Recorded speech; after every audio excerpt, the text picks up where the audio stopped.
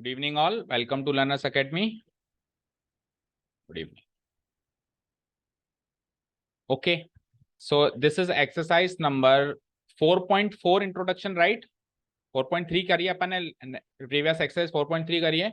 So this is 4.4 introductory part. और इसमें जो अपने को टॉपिक सीखने हैं, एक टॉपिक तो आपको दिख रहा है स्क्रीन पर, adjoint and inverse of a matrix, and the second topic is inverse. अच्छा, इनवर्स लिख दिया ना यहाँ पे, ठीक है. एडजॉइंट एंड इनवर्स लिखे हैं, दोनों टॉपिक लिखे हैं, सॉरी. एक तो एडजॉइंट एंड देन इनवर्स. तो पहले बात करेंगे एडजॉइंट की, बाद में बात करेंगे हम इनवर्स की. तो शुरू करें. So adjoint of a matrix. तो देखो, things are going in continuity, chain by chain. पिछले टॉपिक, उससे पिछले पे, उसका पिछला, उसके पिछले पे. तो जो जो चीजें अपन समझते जा रहे हैं उसके बेसिस पे अगली अगली चीजें बनती जा रही है. तो लेटेस्ट अपन ने क्या सीखा है बताओ? Minors and cofactors. Latest cofactors, उससे पहले माइनर्स, यानी कि लेटेस्ट तो कोफैक्टर्स हैं. तो कोफैक्टर्स तक आता है आपको सब कुछ, सब कुछ आता है बच्चों. तो ठीक है, एक मैट्रिक्स में जितने भी एलिमेंट्स होंगे उनके उतने ही कोफैक्टर्स होंगे. हर एक पोजीशन का अपना अपना कोफैक्टर होगा. होगा नहीं होगा? होगा. अब उन कोफैक्टर्स को पकड़ लो, सबको पकड़ लिया, उसकी मैट्रिक्स बना दो. सेम जैसे एलिमेंट्स की मैट्रिक्स बना सकते हैं. 3x3 की मैट्रिक्स है, तो 3x3 के कोफैक्टर्स की भी मैट्रिक्स बन जाएगी. बन जाएगी. जैसे कि स्क्रीन पे देखो, चलो मान लो 3x3 की मैट्रिक्स पकड़ता हूं मैं. तो A11, A12, A13, आगे बोलो A21, A22, A23, आगे बोलो A31, A32, A33. सो ये एक ए मैट्रिक्स की स्टैंडर्ड फॉर्म कही जा सकती है, कही जा सकती है. ओके. सो अब आप एक दूसरी मैट्रिक्स बनाइए जिसमें यही 9 एलिमेंट्स हो, पर एलिमेंट्स की जगह उनके कोफैक्टर्स हो. एलिमेंट्स की जगह क्या हो? उनके कोफैक्टर्स हो. तो वो मैट्रिक्स कुछ ऐसी दिखाई देगी. कोफैक्टर्स को कैपिटल ए से डिनोट करा देते हैं. बोलो कैपिटल A11 या सी या फिर ए, ऐसे डिनोट कराते हैं, लेकिन ज्यादा पॉपुलर तरीका ए वाला है. आगे वही position A12, A13, A14, A oh sorry A21, not A12, A21, A22, A23, and then the last A31, A32, A33. कर दिया ये काम. इधर से ये बनाना काफी आसान है आपके लिए, है ना? थोड़ा हेक्टिक है लेकिन इजी है, कर दोगे. इसके बाद एक स्टेप और कर दो. अब इस मैट्रिक्स का कर दो ट्रांसपोज. क्या कर दो? ट्रांसपोज. तो ट्रांसपोज करेंगे तो row becomes columns and column becomes rows. ये करते हो आप. सो ये हो जाएगा A11, A12, A13 जो रो में अरेंज्ड है, अब वो कॉलम में अरेंज हो जाएगा. A11, capital A12, capital A13. फिर रो 2 है A21, A22, A23, वो कॉलम 2 हो जाएगा. Capital A21, capital A22 and capital A23. And जो रो 3 है वो it will become column 3, capital A31, capital A32 and capital A33. बोलो यहाँ तक कोई डाउट? No doubt? पक्का? बोलो पक्का, कोई डाउट नहीं है? सुनो ध्यान से. ये जो फाइनली चीज मुझे मिली है ना, ये जो फाइनली जो चीज मुझे मिली है ना, this is nothing but adjoint of A. तो कोई भी मैट्रिक्स ए गिवन हो तो उसकी एडजॉइंट मैट्रिक्स ऐसे बनाते हैं. ये एक मैट्रिक्स है. एडजॉइंट एक मैट्रिक्स है जो गिवन मैट्रिक्स की बनाई जाएगी. कैसे? एक सिंगल डेफिनेशन कहते हैं. तो transposed matrix of the cofactors of the elements of a matrix, of A given matrix. ठीक है, दी हुई मैट्रिक्स के कोफैक्टर्स की ट्रांसपोज्ड मैट्रिक्स ही उस मैट्रिक्स की एडजॉइंट मैट्रिक्स कहलाती है. सो इसको भी मैं एडजॉइंट ऑफ ए लिख सकता हूं, जो ऊपर वाली की सेकंड पोजीशन पे अगर इसके ऊपर टी लगा दूं तो इसका ट्रांसपोज कर दो तो एडजॉइंट ऑफ ए मिलेगा ना. So I can write it as adjoint of A इसका ट्रांसपोज है, इसके कोफैक्टर्स की मैट्रिक्स का ट्रांसपोज है. वेरी इजी, कोई डाउट नहीं है. डेफिनेशन लिख सकते हैं. चलो, तो adjoint of a matrix A की डेफिनेशन कुछ ऐसे है. The adjoint of A square matrix. First of all ये स्क्वायर मैट्रिक्स की बनेगी. ठीक है, मैट्रिक्स तो रेक्टेंगुलर भी हो सकती है, बट एडजॉइंट मैट्रिक्स की बात हम स्क्वायर मैट्रिक्स के लिए ही करेंगे, अदरवाइज दूसरे के लिए नहीं करेंगे. ठीक है ना? ओके. क्यों ऐसा? क्यों? क्योंकि एडजॉइंट मैट्रिक्स बनती है कोफैक्टर्स एंड माइनर्स से, और cofactors and minors square matrix की ही बनेंगे. क्योंकि कोफैक्टर्स कैसे निकालते हो? ये गया, ये गया, अब बचा हुआ डिटरमिनेंट होना चाहिए. तो बचा हुआ डिटरमिनेंट तभी होगा जब ओरिजिनल स्क्वायर होगा. मान लो स्क्वायर नहीं हो, रेक्टेंगल हो, तो फिर अगर आपने एक एलिमेंट को पकड़ा, ये गया, ये गया, तो बचा हुई चीज डिटरमिनेंट थोड़ी ना होगी. होगी नहीं तो माइनर ही नहीं निकलेगा, माइनर नहीं निकलेगा कोफैक्टर नहीं निकलेगा, कोफैक्टर नहीं निकलेगा एडजॉइंट नहीं निकलेगा. समझ आया? So adjoint of A square matrix A जो कि स्टैंडर्ड फॉर्म ऐसी दिखाई दे रही है, जिसका ऑर्डर n है, वो भी एक मैट्रिक्स है। पकड़ो बात को, एडजॉइंट भी एक मैट्रिक्स है, विच इज ऑब्टेन, जिसको ऑब्टेन किया जाता है कैसे, by applying the transpose. Transpose apply करना पड़ेगा, किस पर अप्लाई करना पड़ेगा, on the cofactors of the elements of the matrix. समझ आया? जैसा मैंने कहा वैसी की वैसी भाषा में डिफाइंड है, कोई डाउट नहीं है। वैसे भी डेफिनेशन नहीं आएगी, हमको चीजें समझ में आनी चाहिए, और आ जाए तो ट्रू फॉल्स में छोटी मोटी डेफिनेशन आ जाए। It is denoted by A D J A, it is denoted by A D J for adjoint और ए। ठीक है, एडजॉइंट ए। किसी ने कहा मैट्रिक्स ए की एडजॉइंट को कैसे लिखेंगे, तो कैसे लिखेंगे, A D J adjoint and then उसका आगे ए। ठीक है, that is adjoint of A निकालने के लिए आप कोफैक्टर वाली मैट्रिक्स का ट्रांसपोज कर दो। समझे, समझ में आया? अगर कोई मैट्रिक्स ए है जिसकी एलिमेंट फॉर्म ऐसी दे रखी है ए आई जे, तो उसके एडजॉइंट मैट्रिक्स कैसे निकाली जाएगी, एडजॉइंट ऑफ ए कैसे निकाली जाएगी, एलिमेंट को पहले तो कोफैक्टर में बदलो, कोफैक्टर में बदलूंगा दैट मींस कैपिटल ए आई जे, और फिर उसका क्या कर दो, ट्रांसपोज कर दो। तो ये एक फॉर्मूला की तरह आप कह सकते हो, एलिमेंट फॉर्म में एडजॉइंट निकालने का फॉर्मूला बन गया। समझ आया? चले हम आगे। ओके, अब एडजॉइंट ऑब्वियसली हमने डिटरमिनेंट निकालना किसके लिए सीखा है, 1/1, 2/2, 3/3, तो माइनस कोफैक्टर्स भी उन्हीं के निकाले। तो एडजॉइंट मैट्रिक्स भी के लिए भी हमारे सामने सवाल यही आएगा, 1/1, 2/2 या 3/3। अब 1/1 का तो काफी सरल है, वही जो आंसर होता है वही सब कुछ होता है, वही डिटरमिनेंट होता है, वही सब कुछ होता है। ठीक है, और पहली बात, माइनस एंड कोफैक्टर्स हम 1/1 का नहीं निकालते, क्यों? क्योंकि उसको भूल जाएंगे, काट देंगे तो बचेगा ही नहीं। तो स्टार्ट कहां से करेंगे, 2/2 और 3/3। सो एक 2/2 की मैट्रिक्स का एडजॉइंट क्या निकलेगा, एक बार ऐसे ही ट्राई करते हैं। समझ गए ना क्या निकलेगा? So let us try. सो मुझे एक चीज बताओ सृष्टि, ए इक्वल टू 2/2 की मैट्रिक्स बना दो जल्दी से। कैसे बनाएंगे, एलिमेंट फॉर्म में, एलिमेंट फॉर्म में बना दो। स्मॉल ए 1 1, अरे स्मॉल ए 1 1, आगे आगे और उसके आगे, फाइन, ऐसे बनेगा, बिल्कुल ऐसे बनेगा। सो इसकी एडजॉइंट मैट्रिक्स बनानी है, किसकी, ए की, एडजॉइंट ऑफ ए, ये बनाना है आपको। तो आप क्या करोगे, capital A11, then capital A12, then capital A21 and then capital A22 का ट्रांसपोज करोगे। तो पहले मैं अंदर के एलिमेंट्स निकाल लेता हूं, फिर ट्रांसपोज एंड में करूंगा। तो मुझे बताओ इस पोजीशन पे जो एलिमेंट होगा उसका कोफैक्टर कैसे निकालेंगे हम, ये गया, ये गया, डिटरमिनेंट तो ये बचा, माइनर तो ये आ गया, और इसको फिर साइन से भी तो मल्टीप्लाई करते हो आप, सो इसका साइन तो पॉजिटिव है, दैट मीन्स ये का यही एलिमेंट आ जाएगा A22। तो इस कैपिटल A11 की वैल्यू में स्मॉल A22 लिख सकता हूं, बोलो समझ आया? ओके, चलो अब कैपिटल A21 की वैल्यू निकालते हैं जरा।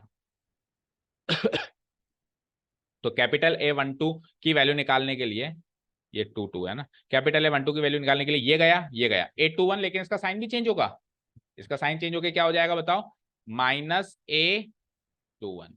चलो इस वाली पोजीशन की कोफैक्टर निकालने के लिए ये गया, ये गया, और इसका भी साइन चेंज होगा, A12 लिखकर उसका साइन चेंज करना पड़ेगा, तो -A12 एंड फाइनली A22 निकालने के लिए ये गया, ये गया, A11 लिखना पड़ेगा, उसका साइन भी चेंज नहीं करना पड़ेगा, नहीं करना पड़ेगा, A11, और इसका भी तो ट्रांसपोज भी करना है। ये तो केवल कोफैक्टर की मैट्रिक्स बनी है, अनुष्का समझ आ रहा है? ये तो केवल कोफैक्टर्स की मैट्रिक्स बनी है, इसका साइन चेंज, इसका ट्रांसपोज कर दें। सो ट्रांसपोज करना आता है, रो बिकम्स कॉलम, तो क्या हो जाएगा, A22 और -A21 कॉलम में अरेंज हो जाएगा, एट सेकेंड रो -A12 और A11 यहाँ हो जाएगा। तो ये फाइनली इसकी एडजॉइंट आ गई। फाइनली ये वाली मैट्रिक्स देखो, this matrix is the adjoint of this given matrix. आप कनेक्शन पकड़ो जरा, इस मैट्रिक्स से एडजॉइंट बनाते टाइम हुआ क्या, डायगोनल एलिमेंट्स एक्सचेंज हो गए, चेक करो, चेक करो, चेक करो, and non diagonal elements negative हो गए। सो 2/2 की एडजॉइंट निकालने का शॉर्टकट तरीका है, दो काम करने हैं। Step number 1, interchange the diagonal elements. Step number 2, negative the non diagonal elements. समझ गए? इंटरचेंज कर दो डायगोनल एलिमेंट्स को, इसको इधर रख दो, और जो नॉन डायगोनल एलिमेंट्स है उनका एग्जैक्टली नेगेटिव कर दो। 3/3 में ऐसा कोई रूल नहीं है, बैठ के सोल्व करना पड़ेगा। ठीक है ना? ऐसा क्यों होता है? क्योंकि 2/2 में ये जाता है, ये जाता है, तो एलिमेंट खुद ही कोफैक्टर बन जाता है, लेकिन 3/3 में ये जाता है, ये जाता है, तो 4 एलिमेंट्स बचते हैं, उनका डिटरमिनेंट निकल के कोई अलग वैल्यू आती है। तो वो वैल्यू उनके एलिमेंट से मैच हो भी जाए नहीं भी हो। इधर तो जो एलिमेंट है वही कोफैक्टर है ना, तो वही उठ के इधर आ रहा है, वही उठ के इधर आ रहा है, तो इधर तो शॉर्ट ट्रिक बनाई जा सकती है, उधर शॉर्ट ट्रिक नहीं बनाई जा सकती। ठीक है, सो नेक्स्ट अपने को यही लिखना है कि एक ऑर्डर 2x2 की मैट्रिक्स का एडजॉइंट मैट्रिक्स बनाने का शॉर्टकट क्या है, यही नीचे लिखा हुआ है। अब ये तो एग्जाम्पल के तौर पर था बेटा, है ना। 3x3 का एग्जाम्पल देखो, 3x3 का हम एग्जाम्पल, अगर ये मैट्रिक्स है तो इसका कोफैक्टर मैट्रिक्स ये होगा, उसका करना है ट्रांसपोज, उसका ट्रांसपोज करेंगे तो कुछ ऐसी मैट्रिक्स दिखाई देगी। समझ आया, ये पहले ही बता चुका हूं। अब इसमें कोई शॉर्ट ट्रिक नहीं बनेगा, इनकी वैल्यू निकालनी ही पड़ेगी आपको। कैपिटल A11 कैपिटल A21 सबकी वैल्यू अलग अलग अलग अलग है, नो कोफैक्टर की वैल्यू निकालनी पड़ेगी और फिर ऐसे रखनी पड़ेगी। There is no other option, but 2x2 में ऑप्शन है हमारे पास। So adjoint of a matrix of order 2x2, let's see क्या कहता है ये कहता है कि अगर A एक ऐसी मैट्रिक्स है 2x2 की, तो एडजॉइंट ऑफ ए ऐसी मैट्रिक्स होगी। क्या हुआ, डायगोनल एलिमेंट्स A11 A22, तो A22 A11 interchange, and then A12 का नेगेटिव A1 -A1 और -A21। So that is shortcut क्या बन गया, पढ़ते हैं। To make the adjoint of A square matrix of order 2, to make the adjoint of A square matrix of order 2, दो steps follow करो। First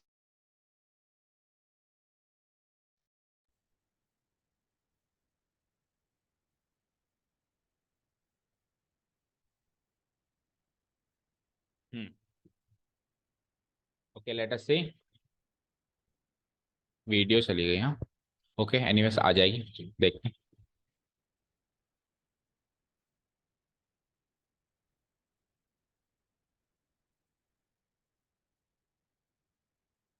चलो आ जाएगी वो, तब तक अपन कंटिन्यू करते हैं। हाँ, तो हम कहा थे कि एक मैट्रिक्स को उसी के एडजॉइंट मैट्रिक्स से मल्टीप्लाई करते हैं, तो सबसे पहली चीज तो उनका मल्टीप्लीकेशन कॉम्यूटेटिव होता है। क्या होता है, अब कॉम्यूटेटिव क्या का मतलब समझो, बताओ क्या होता है, कई बार बता दिया। वो A B equal to B है, तो इससे आप क्या समझे कि एक मैट्रिक्स को उसी के एडजॉइंट मैट्रिक्स से मल्टीप्लाई करेंगे तो कॉम्यूटेटिव लॉ फॉलो होगा। दैट मींस मैट्रिक्स को उसके एडजॉइंट से मल्टीप्लाई करो या एडजॉइंट को उसके मैट्रिक्स से मल्टीप्लाई करो, you will get the same answer. यानी ए इंटू एडजॉइंट ऑफ ए करो या एडजॉइंट ऑफ ए इंटू ए करो, you will get the same answer. ठीक है, पहली चीज तो ये। चलो ठीक है, कॉम्यूटेटिव तो होगा, बट आंसर क्या आएगा, तो आंसर क्या आएगा याद रखना, determinant of A multiplied by identity matrix answer आएगा। उस ए मैट्रिक्स का determinant multiplied by identity matrix of order 3। अगर उधर 3x3 है तो इधर 3x3, उधर ऑर्डर 2x2 है तो 2x2। ठीक है, समझ आया। कहने का मतलब यह है कि लेट से एग्जाम्पल के तौर पे शॉर्ट में समझते हैं थोड़ा सा चीजों को। लो वीडियो भी आ गया इसी बात पे। शॉर्ट में समझते हैं चीजों को। देखो बेटा, लेट से एक ए मैट्रिक्स है, तो इसका डिटर्मिनेंट आप ऐसे डिनोट करा सकते हो। तो अब इस ए मैट्रिक्स को इसी के एडजॉइंट से मल्टीप्लाई करवा रहा हूं, तो बदले में आंसर पता है क्या आएगा, बदले में आंसर एक आइडेंटिटी मैट्रिक्स आएगी मल्टीप्लाइड बाय इट्स डिटर्मिनेंट। तो कहने का मतलब यह है, आइडेंटिटी मैट्रिक्स क्या होती है, ऐसी तो होती है 1 0 0 0 1 0 0 0 1। तो उसको अगर डिटर्मिनेंट ऑफ ए से मल्टीप्लाई कराएंगे तो डिटर्मिनेंट ऑफ ए अंदर मल्टीप्लाई होकर कुछ ऐसी मैट्रिक्स बनेगी। डिटर्मिनेंट ऑफ ए इधर बनेगा 0 0 फिर 0 determinant of A 0 0 0 determinant of A, एक स्केलर मैट्रिक्स बनेगी। मतलब किसी भी मैट्रिक्स को उसी के एडजॉइंट से मल्टीप्लाई करके आंसर एक स्केलर मैट्रिक्स बनेगी, जिसके डायगोनल एलिमेंट्स की वैल्यू तो होगी उसी मैट्रिक्स का डिटर्मिनेंट। डिटर्मिनेंट एक नंबर है ना, बोलो मत, ऐसे मत सोचना कि कई बच्चे सोचते हैं मैट्रिक्स के अंदर मैट्रिक्स कहां रख दिया आपने, ऐसे फीलिंग आ रही होगी कि मैट्रिक्स के अंदर मैट्रिक्स रख दी। बेटा ये अंदर मैट्रिक्स नहीं, एक नंबर है। डिटर्मिनेंट ऑफ ए तो एक नंबर है ना, 10 20 30 40 एनीथिंग। सो एक स्केलर मैट्रिक्स बनेगी। स्केलर मैट्रिक्स क्या होती है सर, जिसमें डायगोनल एलिमेंट्स क्या होते हैं, कुछ स्केलर होते हैं, बाकी नॉन डायगोनल एलिमेंट्स जीरो होते हैं। तो बाकी नॉन डायगोनल एलिमेंट्स जीरो हैं और डायगोनल एलिमेंट्स किसके बराबर होंगे, उसी मैट्रिक्स ए के डिटर्मिनेंट के बराबर होंगे। समझे क्या, थ्योरम नंबर 1 है ये, इसको अपन प्रूव भी करेंगे। हाँ बोलो, ए multiplied by adjoint of A, एक मैट्रिक्स, हाँ उसको सॉल्व करेंगे तो अब मैट्रिक्स मल्टीप्लाइड बाय मैट्रिक्स एक मैट्रिक्स ही मिलेगी। तो वो मैट्रिक्स ऐसी मिलेगी जो नीचे दिखाई दे रही। नॉन डायगोनल एलिमेंट्स ऑटोमेटिक उसके जीरो बन जाएंगे और डायगोनल एलिमेंट्स में जो वैल्यू बनेगी वो उसी मैट्रिक्स के डिटरमिनेंट के बराबर बनेगी। लेट्स से उस मैट्रिक्स के डिटरमिनेंट की वैल्यू 10 है, तो फिर डायगोनल एलिमेंट को 10 10 10 दिखाई देगा और नॉन डायगोनल में 0 बनेगा। सो इसको मैं ऐसे भी कह सकता हूं और इसको मैं ऐसे भी कह सकता हूं, क्योंकि अगर इसमें से मैं डिटरमिनेंट ऑफ ए कॉमन निकाल लूं तो आइडेंटिटी मैट्रिक्स बनी। सो आंसर आप शॉर्ट में ऐसे याद रखेंगे कि a into adjoint of a equal to determinant of a multiplied by identity matrix of the same order, जिस ऑर्डर की a मैट्रिक्स है। 3 by 3 है तो 3 by 3, 2 by 2 है तो 2 by 2। समझ आया? इसको अपन प्रूव भी करेंगे, करें। ये थ्योरम नंबर 1 है और ये यहां से बेस स्टार्ट हो रहा है अब इनवर्स निकालने का। ठीक है, सो थ्योरम नंबर 1 पहले रीड आउट करते हैं। पहले तो पता होना चाहिए होता क्या है, तो होता क्या है वो बता दिया, रीड आउट करते हैं। When we multiply square matrix A by its adjoint matrix और वाइसी वर्सा, वाइसी वर्सा मतलब इधर से इधर मल्टीप्लाई करो या इधर से इधर कॉम्यूटेटिव फॉर्म में, तो क्या होगा? Then we get an identity matrix multiplied by the determinant of matrix है, यही कहा मैंने, as the product। प्रोडक्ट के रूप में क्या मिलेगा? एक identity matrix multiplied by its determinant, A matrix का determinant, that is A into adjoint of A करें या adjoint of A into A करें, कम्यूटेटिव फॉर्म में कर लें, आपको आंसर क्या मिलेगा? एक identity matrix multiplied by its determinant. Proof start करें। चीज क्या है थ्योरम नंबर 1 वो तो समझ गए, ठीक है। अब प्रूफ स्टार्ट करें इसका। सो मैं प्रूफ 3 by 3 की मैट्रिक्स में कर देता हूं, अपन इसको 2 by 2 में भी अप्लाई कर पाएंगे। तो मैंने एक मैट्रिक्स ए लिखी, जनरल फॉर्म में लिख दी बेटा। मैंने इसका एडजॉइंट ऑफ ए निकाल दिया, निकाल दिया बेटा। कैसे निकालते हैं? ये रो 1 इसके को फैक्टर्स ट्रांसपोज करना पड़ता है ना, रो 2 उसके को फैक्टर्स यहाँ और रो 3 उसके। अभी एडजॉइंट निकालना सीखा ना बढ़िया तबियत से, हालांकि अपन ने कोई एग्जांपल नहीं किया उसका अभी, लेकिन जनरल फॉर्म में सीख गया। अभी एक्सरसाइज में कर ही लेंगे एग्जांपल। कहो तो एक एग्जांपल करवा दूं पहले, बोलो न्यूमेरिक। हाँ करवाऊं पहले? आ गया, ठीक है ठीक है। अब सुनो, अब अपने को क्या करना है? दिस मल्टीप्लाइड दिस करना है। थ्योरम नंबर 1 का एलएचएस पार्ट क्या चेक करो। थ्योरम नंबर 1 का एलएचएस है ये और आरएचएस है ये, इसको एक बार भूल जाओ। एलएचएस है ये, आरएचएस है ये, तो आपको इस एलएचएस को आरएचएस के बराबर प्रूव करना है, यही करना है आपको। सो एलएचएस पार्ट क्या है? ए इंटू, हाँ ट्रांसपोज तो तब बोलता मैं, इधर देखो स्क्रीन पे, जब ये एलिमेंट आते उनके को फैक्टर्स हैं अंदर। कैपिटल ए दो मत बोलो, मैंने स्मॉल ए नहीं लिखा, स्मॉल ए लिखता तो उस मैट्रिक्स का ट्रांसपोज होता। फिर तो ऐसे तो ट्रांसपोज और ट्रांसपोज और एडजॉइंट बराबर कर दिया आपने, है ना। ट्रांसपोज तो उन्हीं एलिमेंट्स का ट्रांसपोज है और को एडजॉइंट उनके पहले को फैक्टर्स निकाल के उनका ट्रांसपोज है। अब मेरे पास कोई न्यूमेरिक वैल्यू नहीं है तो अभी उनको स्मॉल ए और कैपिटल ए से मैंने डिनोट, कोई डाउट नहीं है अब तो कोई डाउट नहीं है। ओके, सो इसको इससे मल्टीप्लाई कर दूं क्या बच्चे? अब ध्यान से सुनो, इसको मैं इससे मल्टीप्लाई कर रहा हूं तो लेट अस से इस मैट्रिक्स को मैं इधर इसके सामने लिख देता हूं, लिख दूं कैपिटल ए 1 1, कैपिटल ए 1 2 और 2 1 है, सॉरी एज इट इज लिखना है ना, 2 1, अच्छा ऐसे लिख देता हूँ कैपिटल ए 1 1 1 2, क्योंकि 1 1 1 2 1 3 बोलने की आदत है ना, वो कॉलम में बोलें 2 1 2 2 2 3 देन 3 1 3 2 3 3। कोई डाउट नहीं, इसको भूल जाओ। अब अपने को इसको इससे मल्टीप्लाई कराना है, कराना स्टार्ट करें। अब मल्टीप्लीकेशन में क्या करते हैं सब जानते हैं, रो 1 को कॉलम 1 से मल्टीप्लाई कराएंगे, कराएंगे और जो आंसर आएगा, जो आंसर आएगा वो फर्स्ट पोजीशन पे बैठेगा, बैठेगा बैठेगा क्या? कल की क्लास में हमने एक चीज सीखी थी, स्क्रीन पे देखो, A11 A12 A13 रो 1 के एलिमेंट्स हैं, capital A11 capital A12 capital A13 रो 1 के कोफैक्टर्स हैं।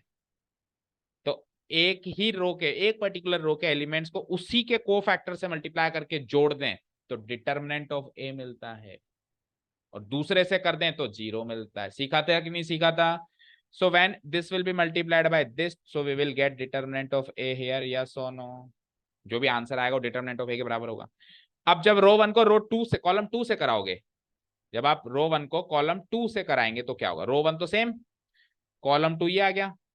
अब एक्चुअली ये रो 2 के कोफैक्टर्स हैं, अब भी ये कॉलम में दिखाई दे रहे हैं पर है तो ये रो 2 के कोफैक्टर्स। तो स्क्रीन पे देखो, तो मैं इस रो के एलिमेंट्स को इस रो के कोफैक्टर से मल्टीप्लाई करा रहा हूं एक्चुअली, और फिर सम कर रहा हूं, तो ऐसा करने से 0 आता है। सीखा है? सो सेकंड एलिमेंट में भी क्या, सेकंड एलिमेंट में क्या आ जाएगा? 0। और थर्ड से कराऊंगा तो थर्ड रो है तो भी 0। तो जब आप सेम टू सेम कराओगे तब तो डिटरमिनेंट ऑफ है और बाकी सब में 0 0। अब सेम टू सेम कब कब होगा देखो स्क्रीन पे, एक तो इस पोजीशन पे होगा, एक इस पोजीशन पे होगा, क्योंकि इस पोजीशन पे क्या होगा? 2 2 है ना, तो सेकंड रो सेकंड कॉलम, देखो second row second column same same हो जाएगा। और फिर थर्ड पोजीशन पे होगा, third row third column. So यहाँ पर भी डिटर्मिनेंट ऑफ ए आ जाएगा, बाकी सब जगह तो अलग अलग रो से हो रहा है ना, तो 0 0 0 0 आंसर यही आया था हमारा। इसमें से मैं डिटर्मिनेंट ऑफ ए कॉमन ले लूं, so what I will get an identity matrix. इसको मैं सिंपली आई लिख सकता हूँ, तो which is equal to over RHS, so LHS equal to RHS। Proved हो गया। सो इसका थ्योरम का प्रूफ एग्जाम में आ सकता है। ठीक है, ये इंपॉर्टेंट थ्योरम है, आप मार्क कर लेना। ठीक है, मार्क कर लेना, इंपॉर्टेंट है। चलो आओ। सो अब इसका प्रूफ अभी तो मैंने आपको करवाया, अब क्या क्या लिखा है इसमें। We know that when we sum up the products of the elements of a row और column by its respective cofactors then we get the determinant of the matrix as the result, but when we sum up the products of the elements of a row or column by the respective cofactors of some other row or column, then we get the zero as the product. some other से करेंगे तो क्या मिलेगा, आगे आगे क्या, जब अपन some other रो या कॉलम से करेंगे तो we get the value 0 as the result. तो वहां पे तो क्या मिल रहा है, determinant of the matrix as the result, और यहाँ पे क्या मिल रहा है, 0 एज द। दूसरों से करेंगे तो ये लाइन लिख दी हमने वी नो दैट करके।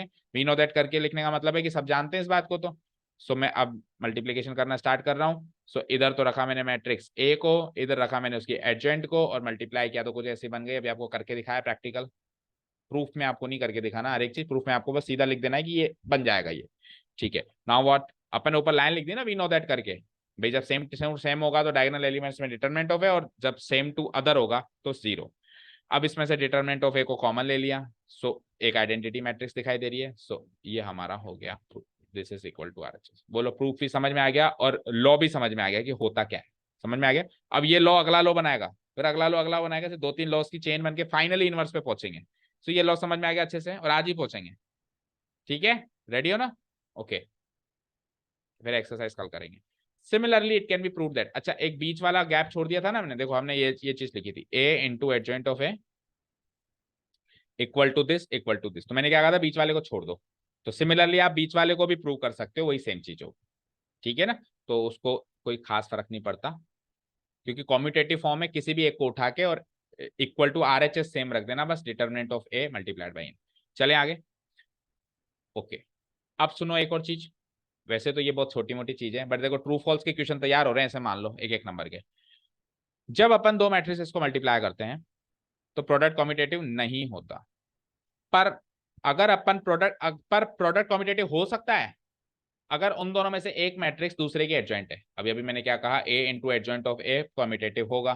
तो जैसे मैंने लिखा देखो, A B equal to B A, तो ट्रू फॉल्स का क्वेश्चन है कि A B equal to B A कब होगा, जब बी ए का एडजॉइंट हो या ए बी का एडजॉइंट हो। कोई भी एक मैट्रिक्स दूसरे मैट्रिक्स के एडजॉइंट हो तब A B equal to B A हो सकता है।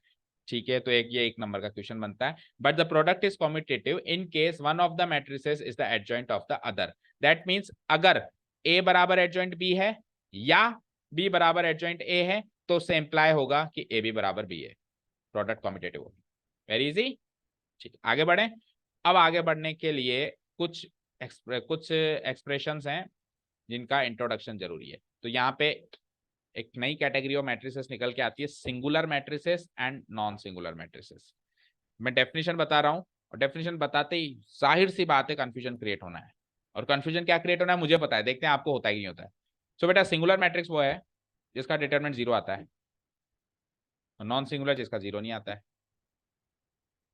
सिंगुलर मैट्रिक्स वो है जिसका डिटरमिनेंट सॉल्व करने से क्या आता है, 0, और नॉन सिंगुलर जिसमें 0 नहीं आता है, कुछ और आ जाए, कुछ भी और आ जाए, प्लस माइनस नेगेटिव कुछ भी और आ जाए, बट 0 नहीं आना चाहिए। डेफिनेशन देखो, a square matrix A is said to be a singular matrix if determinant of A equal to 0. Otherwise, if determinant of A is not equal to 0, it is said to be a non-singular matrix. यहाँ तक कोई doubt नहीं है, कोई doubt नहीं है।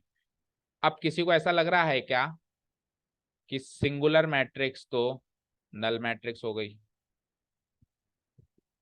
सोचो जरा सोचो, सिंगुलर मैट्रिक्स और नल मैट्रिक्स में क्या डिफरेंस रहा फिर? अच्छा कई लोग तो सिंगुलर मैट्रिक्स को लेटर ओ से डिनोट तक करा देते हैं। तो सिंगुलर मैट्रिक्स को लेटर ओ से डिनोट कराने का मतलब हो गया कि सिंगुलर मैट्रिक्स और नल मैट्रिक्स तो बराबर हो गई।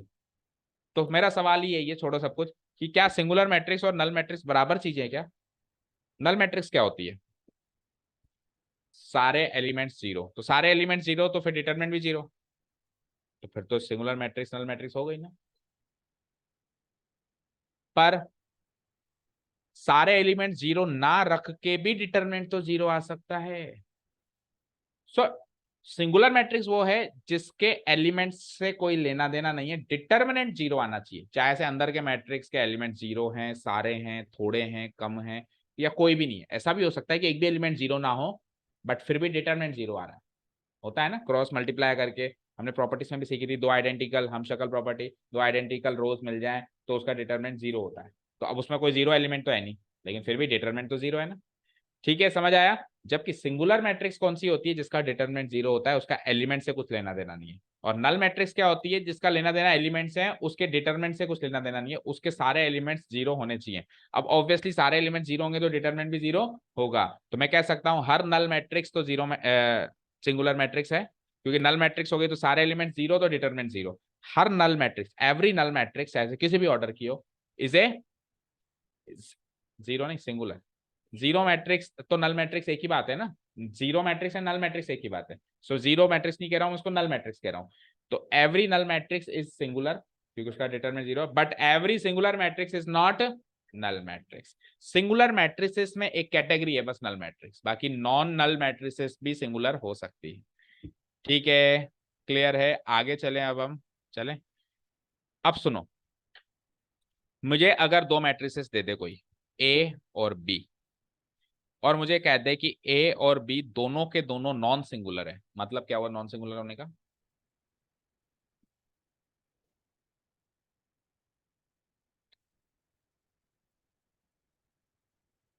I have been given two matrices A and B. Both of them are non singular. दोनों के दोनों नॉन सिंगुलर है। नॉन सिंगुलर क्या होती है? जीरो के अलावा कुछ भी हो, है ना। ए का डिटरमिनेंट भी कुछ वैल्यू है, पॉजिटिव नेगेटिव एनीथिंग, बी का डिटरमिनेंट भी कुछ वैल्यू है।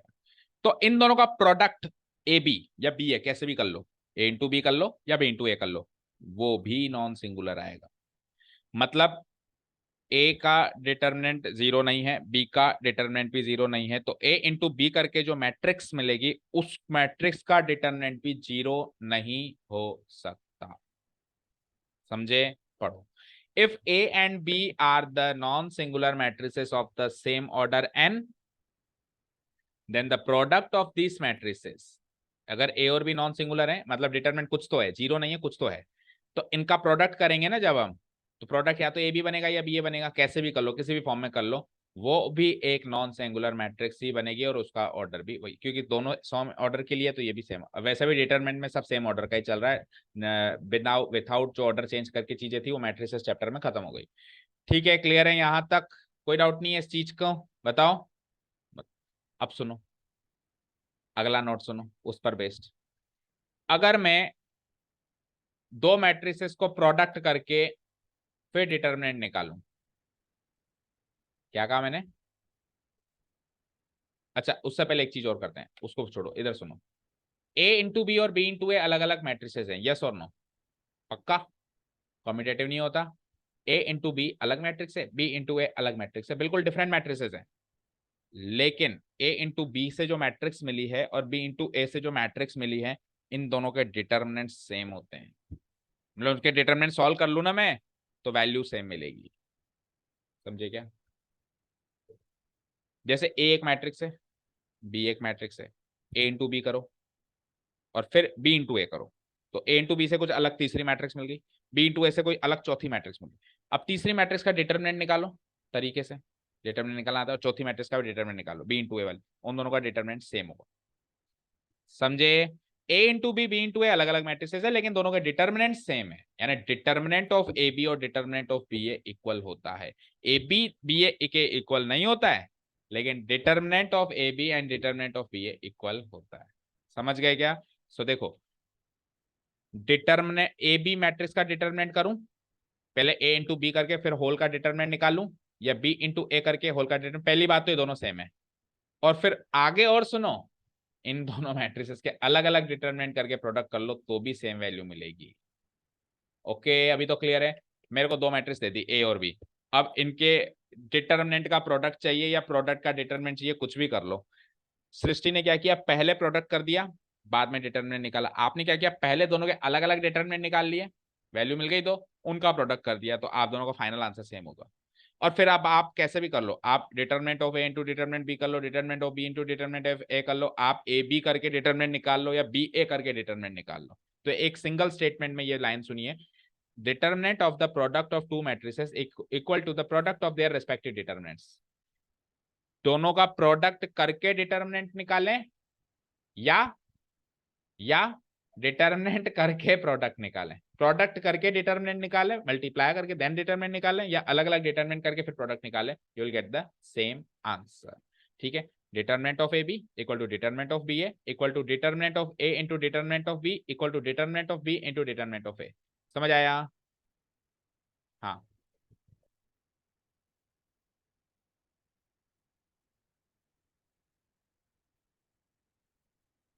देख जैसे ए है इधर और बी है इधर, पहले ए इंटू बी करो। ए इंटू बी कैसे करेंगे, रो वन कॉलम वन और एक एलिमेंट यहाँ आ जाएगा, फिर रो वन कॉलम टू एक एलिमेंट यहाँ आ जाएगा, फिर एक एलिमेंट यहाँ आ जाएगा, यहाँ आ जाएगा, यहाँ आ जाएगा, ऐसे करके 9 एलिमेंट्स बन जाएंगे। अब इनका डिटरमिनेंट निकाल लो, अब इस मैट्रिक्स का क्या निकाल लो, डिटरमिनेंट निकाल लो। एक केस तो ये हो गया। दूसरा केस, आपने ए इंटू बी किया ना, ये काम बी इंटू ए से करो। तो ए इंटू बी से ये जो इधर मैट्रिक्स मिली ना, ये कुछ अलग मिलेगी, और बी इंटू ए से कुछ अलग मैट्रिक्स मिलेगी, लेकिन उनका डिटरमिनेंट सेम आएगा। समझे क्या?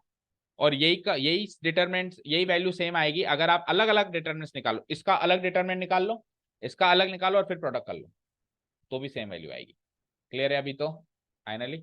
ओके, चलिए, तो नोट से नोट बनते जा रहे हैं।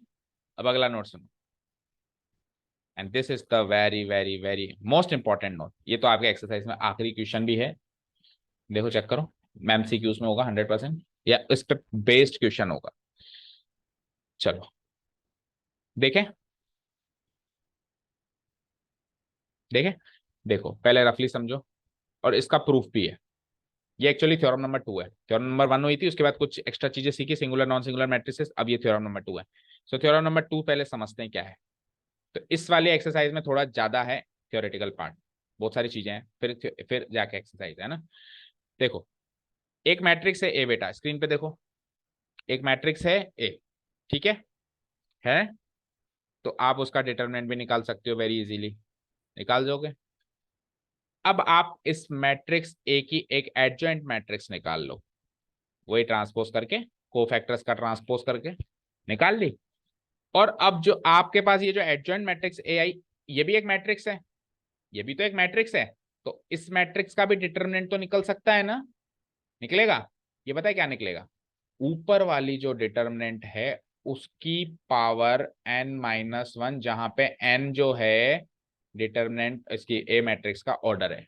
मान लो 3/3 की है तो 3-1, 2/2 की है तो 2-, यानी कि एक मैट्रिक्स की डिटरमिनेंट और उसकी एडजॉइंट मैट्रिक्स की डिटरमिनेंट में ये कनेक्शन होता है।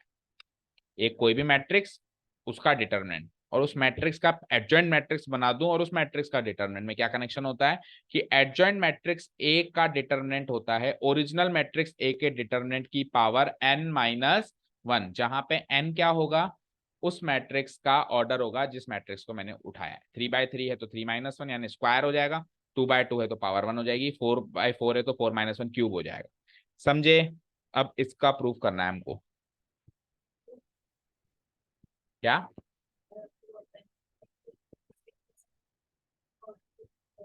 ऑर्डर तो सेम ही होगा ना, देखो ए मैट्रिक्स 3/3 है, तो आपने एडजॉइंट ऑफ ए निकाला तो वो भी 3/3, 3/3, ऑर्डर तो सेम ही होगा, ऑर्डर चेंज हो ही नहीं सकता ना, ट्रांसपोज करते हैं तो ऑर्डर चेंज नहीं होता ना। ओके, नाउ ध्यान दो, तो एक मैट्रिक्स मान लेता हूं मैं, 3/3 पे प्रूव कर दूं, फिर तो 2/2 पे हो जाएगा। बोलो, A11, A12, A13, 21, 22, 23, 31, 32, 33। कोई डाउट नहीं है? एडजॉइंट ऑफ ए बता दो यहीं से, एडजॉइंट ऑफ ए क्या हो जाएगा, इसके कोफैक्टर्स का ट्रांसपोज, तो कोफैक्टर्स का ट्रांसपोज यानी capital A11, then capital A12, then capital A13, then what, capital A21, capital A22, capital A23, then what, capital A31, capital A32, capital A33। और अभी अभी थ्योरम नंबर 1 ने हमको क्या बात बताई थी, याद है कि भूल गए? थ्योरम नंबर 1 ने बताया कि जब एक मैट्रिक्स को उसी के एडजॉइंट से मल्टीप्लाई करेंगे तो हमको क्या मिलेगा, ए इंटू एडजॉइंट ऑफ ए जब हम करेंगे तो हमको क्या मिलेगा, determinant of A multiplied by the identity matrix. ठीक है, ओके। तो डू वन थिंग, एक काम कर सकता हूं क्या मैं, determinant of A multiplied by the identity matrix, ये कर सकता हूं। अब देखो स्क्रीन पे देखो एक बार, यहां पर एक मैट्रिक्स है और एक मैट्रिक्स है, तो मैट्रिक्स मल्टीप्लाइड बाय मैट्रिक्स, ये भी एक मैट्रिक्स हो गई, ओवरऑल ओवरऑल एक मैट्रिक्स हो गई। यहां पर ये एक स्केलर है लेकिन वो तो मैट्रिक्स है, तो स्केलर मल्टीप्लाइड बाय मैट्रिक्स भी एक मैट्रिक्स हो गई। तो अभी एलएचएस में भी एक मैट्रिक्स है, आरएचएस में मैट्रिक्स। तो ध्यान से सुनो, एक मैट्रिक्स के बराबर है तो दोनों के डिटरमिनेंट्स भी बराबर होंगे होंगे तो इसी पोजीशन पे मैं क्या करने वाला हूं, taking determinants on both sides. जैसे इक्वेशन में अपन taking squares on both sides करते हैं, taking square roots on both sides करते हैं, टेकिंग क्यूब्स ऑन बोथ, तो taking determinants on both sides कर सकता हूं ना मैं। तो मैं taking determinants on both sides कर दूं इस पोजीशन पे, तो इस पूरे का डिटर्मिनेंट जो भी ये मैट्रिक्स बनी और इस पूरे का डिटर्मिनेंट जो भी ये मैट्रिक्स बनी, ऐसे ही करेंगे हम। बोलो ऐसे ही करेंगे या नहीं करेंगे, ऐसे ही करेंगे। अब सुनो, अभी अभी हमने क्या सीखा है, इससे ऊपर वाली जो थ्योरम थी कि दो मैट्रिक्स को प्रोडक्ट करके और बाद में डिटर्मिनेंट करें या अलग अलग डिटर्मिनेंट करके प्रोडक्ट करें, एक ही बात है।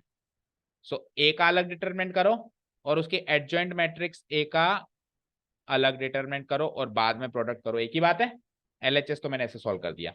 अब आरएचएस में आओ, तो बेटा ये तो वैसे भी स्केलर है, स्केलर का कभी डिटरमिनेंट होता है क्या, डिटरमिनेंट तो मैट्रिक्स का होता है ना। सो इस स्केलर को तो निकाल दूं मैं बाहर। और वैसे अपन एक प्रॉपर्टी भी सीखी है, याद हो आपको, इधर लिख देता हूं कि के इंटू ए मैट्रिक्स का जो डिटरमिनेंट होता है, के को बाहर निकाल के बस ए का निकाल लो, उसके बराबर होता है। सीखिए कि नहीं सीखिए। तो उसी तरीके से ये तो स्केलर, ये के बराबर मानो, तो इस के को बाहर निकाल सकता हूं मैं।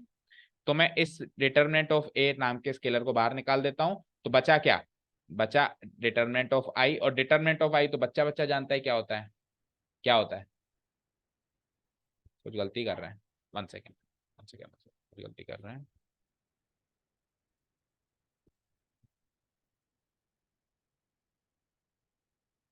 ऐसी ऐसी इसी की क्या, चेक करो एक बार, ये वाली आइडेंटिटी है क्या, एक बार चेक करो फटाफट से। डिटर्मिनेंट्स के मेन प्रॉपर्टीज में देखो, है तो फिर उस हिसाब से चले, नहीं तो फिर कुछ और सोचेंगे। किसमें है, दिखाना देखें। नहीं है, नहीं है, मैं कह रहा हूं नहीं है ना। पता है क्या है, के की पावर एन है। यस, वही तो बात है, के इंटू डिटर्मिनेंट, तभी तो चक्कर पड़ रहा है। के की पावर एन है, तो अभी ऑर्डर क्या लिया, थ्री। अभी ऑर्डर क्या लिया आपने, थ्री। तो डिटर्मिनेंट ऑफ ए की पावर, जैसे के की पावर थ्री होगी यहाँ पे, तो यहाँ पे डिटर्मिनेंट ए की पावर थ्री होगी, होगी नहीं होगी, अब हो जाएगा काम। तो equal to determinant of A का क्यूब, और आइडेंटिटी मैट्रिक्स का डिटर्मिनेंट तो वन ही होता है। अब ये भी एक वैल्यू, ये भी एक वैल्यू, तो वैल्यू इंटू वैल्यू, एक वैल्यू ही मिली मुझे। ठीक है, अब इधर आओ, इधर की साइड आओ, तो इधर की साइड एलएचएस में भी अब ये दोनों वैल्यूज हैं, ये भी एक वैल्यू, अब मैट्रिक्स रही नहीं है। अब आरएचएस में भी एक रियल नंबर वैल्यू है और एलएचएस में भी। तो रियल नंबर वैल्यू से जब अपन रियल नंबर वैल्यू को इक्वेट करते हैं तो चीजों को इधर उधर भी बेच सकते हैं, एलएचएस टू आरएचएस आ रहे। मैट्रिक्स होती तो नहीं, ऐसे तो ना करता, मैट्रिक्स मल्टीप्लाई हो रही तो डिवाइड में ले जाऊं, कुछ होता ही नहीं है डिवीजन ऑफ मैट्रिक्स तो। लेकिन जब वैल्यू है मेरे पास, जैसे टू इंटू एक्स है तो टू तो जाके डिवाइडेड बाई टू हो सकता है ना। तो इस पोजिशन पे तो पूरी एलएचएस से आरएचएस में वैल्यूज ही वैल्यूज है ना। तो मैं एलएचएस वाली वैल्यू को, डिटर्मिनेंट ऑफ ए वाली वैल्यू को हटा के उसके नीचे लेके जा सकता हूं क्या। अब डिटर्मिनेंट ऑफ ए का cube divided by determinant of A क्या हो जाएगा, डिटर्मिनेंट ऑफ ए का स्क्वायर। स्क्वायर को मैं क्या लिख सकता हूं, थ्री माइनस वन, तो थ्री तो ऑर्डर था ना। सो एडजॉइंट ऑफ ए के डिटर्मिनेंट की वैल्यू क्या आ गई, डिटर्मिनेंट ऑफ ए की पावर एन माइनस। ठीक है, this is also the important proof, दो नंबर का ये भी आ सकता है। हालांकि इसमें इन दोनों का कोई रोल नहीं रहा, फिर ये जो मैंने बनाई इसका कोई रोल नहीं। ये थ्योरम नंबर वन प्रूव करने के लिए काम आ सकता है। ठीक है, वैसे ही कर लिया मैंने, तो उसकी इन दोनों मैट्रिसेस की मदद लिए बनाई। ठीक है, देखें नोट्स क्या कहते हैं, करीब करीब यही कह रहे होंगे, फिर भी एक बार रीड आउट कर ले। आ जाओ, तो मेरे को ये प्रूव करना है कि एडजॉइंट ऑफ ए की मैट्रिक्स जो बनेगी, इसका डिटरमिनेंट निकालने का तरीका क्या होगा कि डिटरमिनेंट ऑफ ए निकाल लो आप, तो ओरिजिनल मैट्रिक्स का डिटरमिनेंट निकाल लो और ऊपर पावर एन माइनस वन निकाल लो। यानी आपको एक एक मैट्रिक्स दे दी, आपको कहा कि इसके एडजॉइंट निकाल के उसका डिटरमिनेंट निकालो, कुछ मत करो आप तो दी हुई मैट्रिक्स का डिटरमिनेंट निकाल लो और पावर एन माइनस वन लगा दो। शॉर्टकट तरीका हो गया ना। जैसे मैंने एक मैट्रिक्स दे दी ऐसे 1 2 3 4 5 6 8 9 10। अब मैंने कहा ये ए है ना, तो आप निकालो एडजॉइंट ऑफ ए, निकालो पहले और फिर उसका डिटरमिनेंट।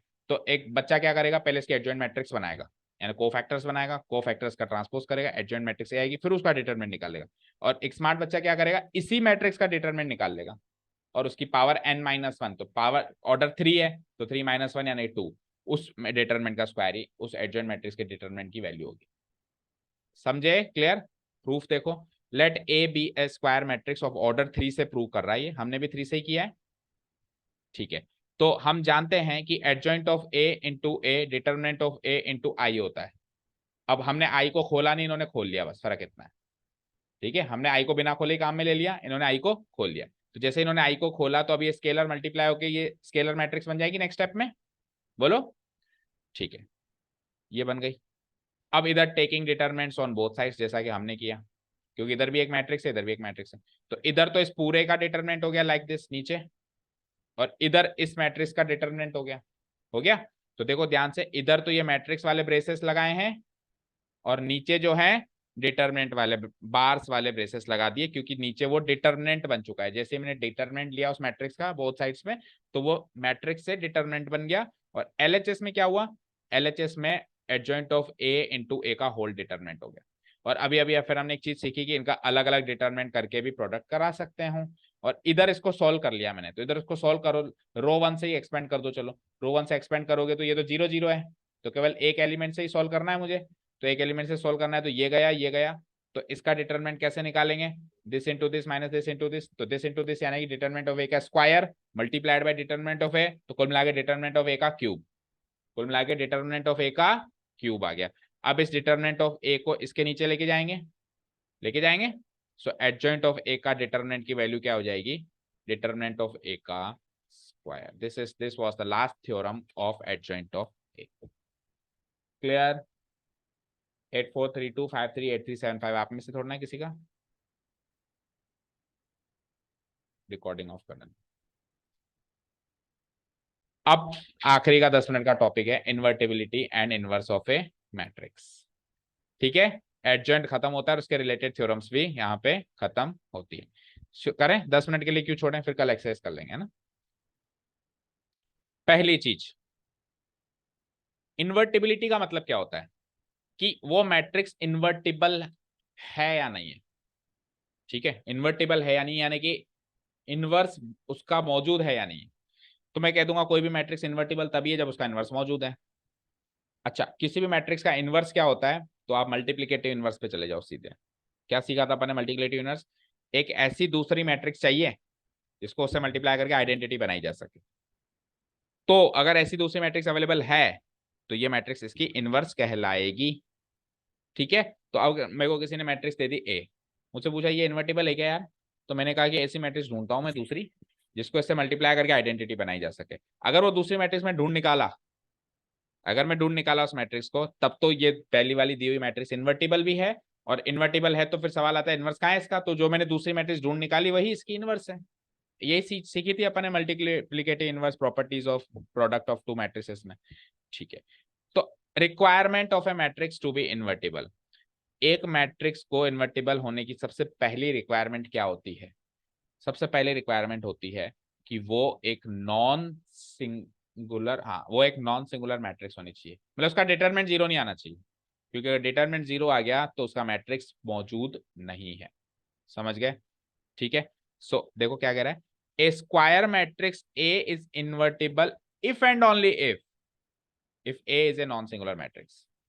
अब इफ एंड ओनली इफ का मतलब इस बात से ये भी बात कह सकते हैं और उस बात से ये भी बात कह सकते हैं। दैट मीन्स अगर आपको कहीं से कोई कह दे कि यार ए इन्वर्टेबल है, तो आप प्रूव कर सकते हो कि ए नॉन सिंगुलर है।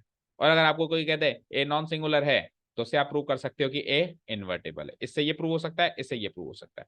दोनों के प्रूफ्स हैं हमारे कोर्स में, हमारे कोर्स में दोनों के प्रूफ्स हैं। दैट मीन्स ए को नॉन सिंगुलर मान के ए को इन्वर्टेबल प्रूव करो, ये प्रूफ भी हमारे कोर्स में है। और ए को इन्वर्टेबल मान के ए को नॉन सिंगुलर प्रूव करो, वो भी। सो इट इंप्लाइज दैट अगर ए नॉन सिंगुलर है तो इंप्लाई करेगा ए इन्वर्टेबल है, और अगर ए इन्वर्टेबल है तो इंप्लाई करेगा ए नॉन सिंगुलर है। पहला प्रूफ उठाते हैं। दोनों के प्रूफ हैं छोटे छोटे से हमारे कोर्स में। तो लेटस से मैंने ए को नॉन सिंगुलर मान लिया। देखो पहला प्रूफ कौन सा लिया, अच्छा पहला की जगह इसने पहले दूसरा प्रूफ लिया है। पता है क्यों? क्योंकि पहले के प्रूफ से हमको क्या इनवर्स निकालने का फॉर्मूला भी मिलेगा, तो उसको लास्ट में लिया है इसने। पहले सेकंड प्रूफ लो। आपको कह दिया ए इन्वर्टिबल है और प्रूव क्या करना है। ऐसा क्वेश्चन एग्जाम में आ जाए 1 नंबर का कि if A is invertible prove that A is non singular, ऐसा क्वेश्चन आ जाए। तो बड़ा ही सरल सा प्रूफ है बेटा। मुझे एक चीज बताओ, ए इन्वर्टिबल है, ये तो गिवन है, ये तो गिवन है। तो इन्वर्टिबिलिटी के बारे में आप क्या जानते हो? इसका मतलब ऐसी दूसरी मैट्रिक्स मौजूद है बी नाम की ताकि इनका प्रोडक्ट आई आ जाए। यही तो होता है इन्वर्टिबल होने का मतलब। बाय डेफिनेशन इन्वर्टिबल होने का मतलब क्या है कि इस दुनिया में ऐसी मैट्रिक्स भी मौजूद है जिसके साथ इसका प्रोडक्ट कर दें कैसे भी तरीके से, कॉम्यूटेटिव तरीके से, ए बी या बी ए, तो आई मिलेगा। तो ए इन्वर्टिबल है, दैट मीन्स उससे ये बात साबित हो सकती है कि ए इंटू बी इक्वल टू आई, साबित हो सकती है। अब मैं टेकिंग अब मैं टेकिंग हाँ, अब मैं टेकिंग क्या करूंगा, डिटर्मिनेंट्स ऑन बोथ साइड्स कर दूं। Taking determinants on both sides कर दूं। तो इधर तो मैं अलग अलग डिटरमिनेंट कर सकता हूँ, प्रॉपर्टी से स्प्लिट कर सकता हूँ। और इनवर्स इसका आइडेंटिटी मैट्रिक्स का डिटरमिनेंट 1 होता है, ये हमने कई बार जिक्र किया है। तो दो नंबरों का प्रोडक्ट अगर 1 है तो क्या दोनों में से कोई भी 0 हो सकता है? सोचो जरा। अब ये रियल नंबर क्या केस बन गया, अब ये मैट्रिसेस की दुनिया से बाहर आके ये रियल नंबर्स हैं। तो दो नंबरों का अगर गुणनफल प्रोडक्ट अगर 1 है तो ऑब्वियसली दोनों ही 1 है। नहीं, ऐसे भी हो सकता है कि रेसिप्रोकल्स हो, कह नहीं सकते, 5 और 1/5 भी हो सकते हैं, लेकिन दोनों में से कोई भी 0 तो नहीं हो सकता। इसका मतलब डिटर्मिनेंट ऑफ ए 0 नहीं है और ना ही डिटर्मिनेंट ऑफ बी 0 है, ना ही डिटर्मिनेंट, चलो इसको तो मारो गोली, डिटर्मिनेंट ऑफ ए तो 0 नहीं है, तो यानी कि ए नॉन सिंगुलर है, implies A is non singular. तो स्टार्ट कहां से किया था हमने, ए इज इन्वर्टिबल, खत्म कहां पे किया, ए नॉन सिंगुलर। तो बड़ी आसानी से प्रूव हो जाएगा। रीड आउट कर लो, ये सारे स्टेटमेंट्स रहे होंगे वहां पे। देखो ए इन्वर्टिबल है और यहां से आपको प्रूव करना है ए नॉन सिंगुलर है। कैसे प्रूव करेंगे, let A be a square matrix of order n. अब ए इन्वर्टिबल गिवन है, इसका मतलब ऐसी मैट्रिक्स बी नाम की मौजूद है सेम ऑर्डर की ताकि ए बी और बी ए का प्रोडक्ट आई आ सके। तो मैं क्या करूंगा, taking determinants on both sides, किसी में भी ले लो, चाहे इसमें ले लो या इसमें ले लो। आरएचएस तो ये फिक्स है और एलएचएस में इन दोनों में से कोई एक चीज ले लो। सो मैंने क्या ले ली, ए बी, और ए बी का मैंने कर दिया डिटर्मिनेंट, इसने दोनों ही ले रखे हैं, कैसे भी कर लो। तो इसको भी स्प्लिट कर दिया, इसको भी स्प्लिट कर दिया, और डिटर्मिनेंट ऑफ आई तो 1 होता है, ये अंडरस्टूड है। तो अगर A into B, determinant of A into B, पहली बात तो देखो ये चीज तो हमको पता है कि दो नंबर्स का प्रोडक्ट कॉम्यूटेटिव होता है, आ रहा है कॉम्यूटेटिव भाई, एक्स इंटू वाई होता है तो वाई इंटू, ये नंबर्स हैं अभी, ये क्या है अभी, नंबर्स हैं। तो determinant of A into determinant of B equal to determinant of B equal to determinant, लेकिन इनकी वैल्यू 1 आ रही है, इनकी वैल्यू 1 आ रही है, दैट मीन्स कुछ भी हो जाए, ना तो ये 0 ना वो 0। तो अगर डिटर्मिनेंट ऑफ ए की वैल्यू 0 होती है तो वो सिंगुलर होता है, और 0 नहीं होती है तो वो नॉन सिंगुलर होता है। इंप्लाइज ए और बी दोनों के दोनों नॉन सिंगुलर है, बी के लिए भी साबित हो रहा है, यानी आप दूसरी मैट्रिक्स जो ढूंढ के लाए हो ना वो भी नॉन सिंगुलर ही होगी, उसका भी डिटर्मिनेंट 0 के अलावा ही कुछ बनेगा। ठीक है, क्लियर है क्या? और तो और यहाँ पर ए बी का इनवर्स है और बी ए का इनवर्स है, जो आप दूसरी मैट्रिक्स ढूंढ के लाए हो। समझ आया? नोट डाल के लिख सकते हैं हम, hair A is the inverse of B and B is the inverse of A। अब आता है प्रूफ नंबर 2। अभी क्या प्रूव किया कि अगर इन्वर्टिबल है तो नॉन सिंगुलर होगी, ये सरल था, इसको करना कुछ खास बात नहीं थी। अब प्रूव करना है कि नॉन सिंगुलर है तो इन्वर्टिबल भी होगी। अब नॉन सिंगुलर है, इससे कहानी को स्टार्ट करना है और खत्म का करना है कि वो इन्वर्टिबल है। देखो कैसे करेंगे, हमको गिवन है ए इज नॉन सिंगुलर, अरे बस अंतिम पड़ाव पर है, हमको यहाँ से इनवर्स निकलने का फॉर्मूला मिल चुका है और उसके बाद फिर हम एक्सरसाइज कल करेंगे। देखो बेटा, ए नॉन सिंगुलर है, प्रूव करना है इन्वर्टिबल है। तो अगर मैं ए को एक स्क्वायर मैट्रिक्स मान लूं ऑर्डर एन की, और मुझे पता है कि ए नॉन सिंगुलर है, तो इसका डिटरमिनेंट 0 तो होने से रहा, यहाँ तो कोई डाउट नहीं। अब मुझे बताओ ए इंटू एडजॉइंट ऑफ ए क्या होता है, अभी अभी हमने करा था, ए इंटू एडजॉइंट ऑफ ए क्या होता है? चलो 1 मिनट में लिख देता हूँ, बताओ मुझे, बोलो बच्चों, ए इंटू एडजॉइंट ऑफ ए क्या होता है? Very good, very good. अब मुझे एक चीज बताओ, ये डिटर्मिनेंट ऑफ ए तो एक रियल नंबर है ना, तो रियल नंबर तो इधर उधर शिफ्ट हो सकता है। मतलब इधर देखो स्क्रीन पे, मान लो ए बराबर 2 भी है, जहां पे ए और बी दो मैट्रिसेस हैं, ए और बी दो मैट्रिसेस हैं, ए मैट्रिक्स बी का दुगना करने से मिलती है, तो बी मैट्रिक्स ए का आधा करने से नहीं मिलेगी। मतलब ए मैट्रिक्स का आधा कैसे करोगे, उसके एलिमेंट्स का आधा। तो मतलब मैं इसको ऐसे लिख सकता हूं कि 1/2 टाइम्स ऑफ ए लिख सकता हूं। यानी कि रियल नंबर अगर मैट्रिक्स इक्वेशन भी गिवन है तो मैट्रिक्स इधर उधर नहीं जा सकती, लेकिन रियल नंबर अगर कोई स्केलर मल्टीप्लीकेशन है तो वो तो इधर आ सकता है, मल्टीप्लाई का डिवाइड डिवाइड का जा सकता है। सो मैं इस डिटरमिनेंट ऑफ ए को इधर बुलाना चाहता हूँ, तो मैं इसको इधर बुला के इनके नीचे लगा दूंगा। इसका मतलब है, अच्छा इसको मैं और पर्टिकुलरली ऐसे भी लिख सकता हूँ कि 1/बाय डिटरमिनेंट ऑफ ए एक स्केलर है ये, मल्टीप्लाइड बाय, और अंदर वाली चीज क्या है, दो मैट्रिक्स का प्रोडक्ट है। बताओ कोई डाउट, इक्वल टू आई, कोई डाउट। अब सुनो, अब एक और नई चीज सुनो, मुझे बताओ ए इंटू बी दो मैट्रिसेस का प्रोडक्ट है। इनके प्रोडक्ट को अगर मुझे के नाम के स्केलर से गुणा कराना है तो मेरी मर्जी में के को ए से कराऊं या बी से कराऊं, आंसर तो सेम आएगा ना, आएगा नहीं आएगा।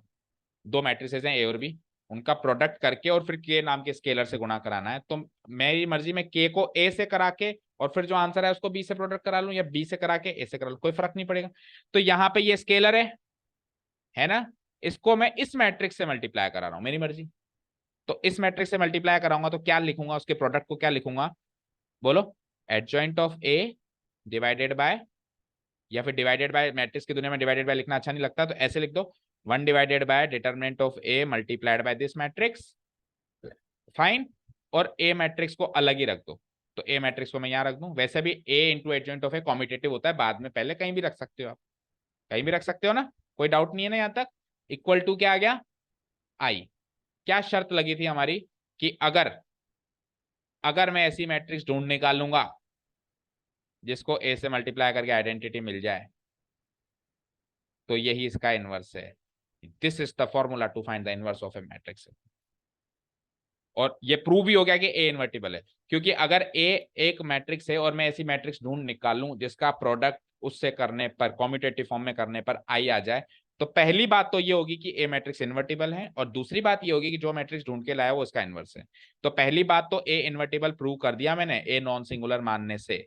और दूसरी बात मैंने, अच्छा नॉन सिंगुलर का यहाँ पे कहाँ पे रोल आया, नॉन सिंगुलर का यहाँ पे रोल इस यहाँ पे ऐसे आया कि ये जो डिटर्मिनेंट ऑफ ए है ना नीचे डिनोमिनेटर में आ रहा है, तो इसकी वैल्यू कुछ भी हो जाए जीरो नहीं होनी चाहिए, क्योंकि अगर इसको जीरो से डिवाइड करेंगे तो सब कुछ खत्म हो जाएगा, नाश हो जाएगा। तो इसकी वैल्यू जीरो नहीं लेनी है, क्योंकि गिवन पॉइंट है कि ए नॉन सिंगुलर है। दैट मीन्स इसका नाश नहीं हो सकता, क्योंकि ए नॉन सिंगुलर गिवन है। ठीक है, सो ए मैट्रिक्स के लिए मैं ऐसी मैट्रिक्स ढूंढ निकाली मैंने, मान लो इसी को बी मान लो, इस पूरे आंसर को, तो ये बी वो मैट्रिक्स है जो इस ए की इनवर्स, यानी कि ए इनवर्स। इनवर्स कैसे डिनोट कराते हैं, ऐसे ऊपर -1 का साइन। क्या आंसर होगा, 1/बाय determinant of A into adjoint of A. अब आप किसी भी मैट्रिक्स के इनवर्स मैट्रिक्स निकाल सकते हो। क्या करना पड़ेगा, एक तो उसका डिटरमिनेंट निकालना पड़ेगा, एक उसकी एडजॉइंट मैट्रिक्स निकालनी पड़ेगी, और एडजॉइंट मैट्रिक्स को डिटरमिनेंट ऑफ ए से डिवाइड करना, यानी उसके हर एक एलिमेंट को उसके डिटरमिनेंट ऑफ ए से डिवाइड करना पड़ेगा। फिर जो मैट्रिक्स मिलेगी वो उस ए मैट्रिक्स की इनवर्स होगी। ये काम हम एलिमेंट्री ऑपरेशन से भी कर सकते हैं, पर उससे डिफिकल्ट होता है, इससे आसान है, क्योंकि इससे तो एक सिंपल सा फॉर्मूला बन गया, डिटरमिनेंट ऑफ ए निकालो एडजॉइंट ऑफ ए निकालो। समझे, वेरी इजी। चलो, अब यही सारी बातें मोस्ट प्रोबेबली लिखी होनी चाहिए कि डिटरमिनेंट ऑफ ए तो नॉट इक्वल टू जीरो है साहब, ये अपन आखिरी में देखेंगे अब इस चीज को कि इसकी वैल्यू नॉट। अब हम जानते हैं कि एडजॉइंट ऑफ ए इंटू ए क्या होता है, determinant of A into I होता है। मैं इसको उठा के यहाँ ले आया, लगा के फिर मैंने क्या करा, इसको तो एक अलग मैट्रिक्स मान ली, इस फॉर्म में लिख दी, और ए को अलग निकाल दिया। यानी कि ए के साथ ऐसी मैट्रिक्स मिल गई जिसका मल्टीप्लीकेशन आई आ गया। दैट मीन्स ए इन्वर्टिबल है, और इसका इनवर्स कौन है, ये भाई साहब ब्रैकेट में बैठी हुई चीज, यही इसकी इनवर्स है। That means A is invertible and the inverse of A is this, जहां पे डिटरमिनेंट ऑफ ए की वैल्यू जीरो नहीं है, क्योंकि अगर जीरो रख दूं तो ये सब खत्म हो सकता है, और वो जीरो नहीं है, इसके सामने लिख सकते हो ये गिवन है, एंड फाइनली ए इनवर्स का फॉर्मूला है मेरे पास 1/बाय determinant of A multiplied by adjoint A matrix, याद रहेगा। ठीक है, सो ए इन्वर्टिबल है, उससे ए नॉन सिंगुलर प्रूव कर दिया, ए नॉन सिंगुलर है उससे मैंने ए इन्वर्टिबल प्रूव कर दिया, और उस प्रूफ के अंदर ही मुझे ए इनवर्स का फॉर्मूला भी। हाँ, कोई डाउट, नो। जाते जाते लास्ट 2 प्रॉपर्टीज हैं, खत्म है फिर इनवर्स का। देखो, ए इंटू बी का होल इनवर्स होता है बी इनवर्स इंटू ए, याद रह जाएगा। और ए इंटू ए इनवर्स कर दूं तो आई मिलता है। क्यों मिलता है? देखो, ए के साथ ऐसी बी मैट्रिक्स मिल गई जिसका प्रोडक्ट आई आया, तो बी जो होगा ए का इनवर्स होगा। इस बात से क्या साबित होगा कि ए का इनवर्स कौन है? बी है। तो बी की जगह ए इनवर्स रख सकता हूं, तो ए इंटू ए इनवर्स आई आएगा। कम्यूटेटिव तरीके से चाहे से ए इनवर्स इंटू ए करो या ए इंटू ए इनवर्स करो, क्या आएगा? आई आएगा। प्रॉपर्टी टू नंबर 2 और प्रॉपर्टी नंबर 1 क्या है? अगर दो मैट्रिक्स का प्रोडक्ट करके होल इनवर्स करो तो अलग अलग इनवर्स करके प्रोडक्ट कर दो। ऐसी की ऐसी चीज पहले भी किसी एक जगह अप्लाई हुई थी मैट्रिसेस की दुनिया में, याद है? कहा?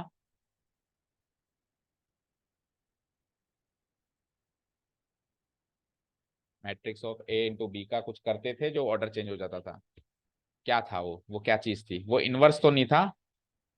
क्या था वो? मैट्रिसेस में क्या क्या चीजें करनी सीखी अपन ने? ट्रांसपोज था क्या? नहीं, ट्रांसपोज तो नहीं था। ट्रांसपोज तो हाल ही में सीखा है अभी, पहले आया था, बहुत पहले मैट्रिसेस के चैप्टर में आया था, ऐसा याद आ रहा है। मैट्रिसेस का कॉन्जुगेट थोड़ा निकलता है, वो तो कॉम्प्लेक्स नंबर का निकलता है। हाँ, तो कॉम्प्लेक्स नंबर के चैप्टर में ही है वो, 11th में आया था मतलब। नहीं मिला?